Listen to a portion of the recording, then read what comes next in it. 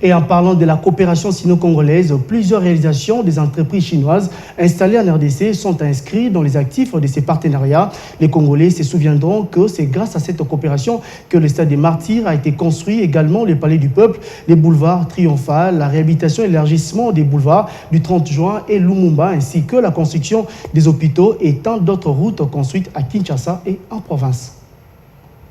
Si pour certains s'inquiètent encore des retombées de la coopération sino-congolaise, estimant minimes les réalisations de la Chine en RDC, pour d'autres, par contre, il est juste question d'ouvrir l'œil et les bons pour constater que la Chine est les seuls partenaires à avoir réalisé des actions concrètes en RDC depuis la Deuxième République, à ces jours.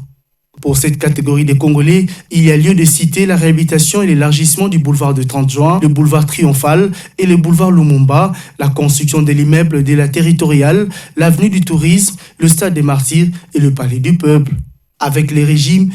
de la 4e République, pour la première fois en RDC, les ressources minières extraites du sous-sol congolais peuvent être traitées au pays grâce aux géants miniers basés dans les provinces du Haut-Katanga et du Lualaba, tels que Tenkenfungurube Mining, Sikomin SA, Rwashi Mining, L'Amical, Komiko et autres. Des entreprises chinoises qui répondent conformément à leurs devoirs tels que prévus dans le code minier révisité. Dans les provinces où ces entreprises chinoises sophistiquées sont installées et recourent parfois à l'usage des robots pour accélérer le travail, ces entreprises engagent aussi de la main-d'œuvre congolaise locale. Question de réduire le chômage qui gangrène le pays et respectent les cahiers des charges leur présentés par les communautés locales dont la gestion des fonds est confiée aux autorités locales.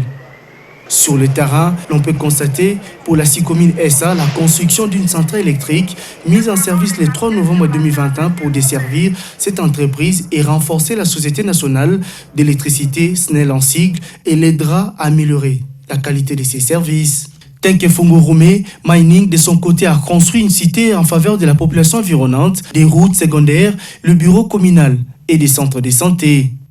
Au regard de toutes ces réalisations, la Chine se veut un partenaire solide qui accompagne la RDC dans son processus d'émergence et dénonce en même temps la politique des autres concurrents visant à discréditer les actions chinoises à travers les réseaux sociaux dans le but de nuire à la coopération et à l'amitié sino-congolaise existante depuis des décennies.